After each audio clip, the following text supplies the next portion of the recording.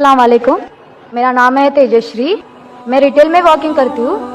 मेरा सवाल ये है कि जो नॉन कॉम से इस्लाम कबूल करता है तो उनके लिए जो सुन्नी है, 24 है, ये सब क्यों है? बहन ने बहुत अच्छा सवाल पूछा है कि जो नॉन मुस्लिम गैर मुस्लिम इस्लाम कबूल करना चाहता है तो ये सुन्नी है, ये 24 है, ये क्यों है?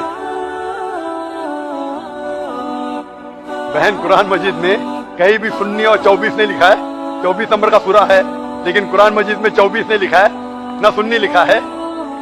मुस्लिम उसे कहते हैं जो अमन सलामती हासिल करता है अपनी जिंदगी को अल्लाह के अहकामात के मुताबिक बसर करने के बाद।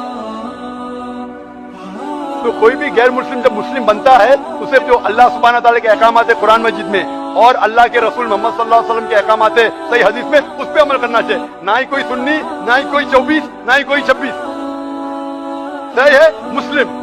अल्लाह और अल्लाह के रसूल की बात पे आपको अमल करना चाहिए और अल्लाह के रसूल के बात में कहीं भी 24 नंबर नहीं है, कहीं भी सुन्नी नहीं। लफ्ज़ मुस्लिम, क़ौला इन्ननी मिनल मुस्लिमीन, कहो कि मैं मुस्लिम हूँ।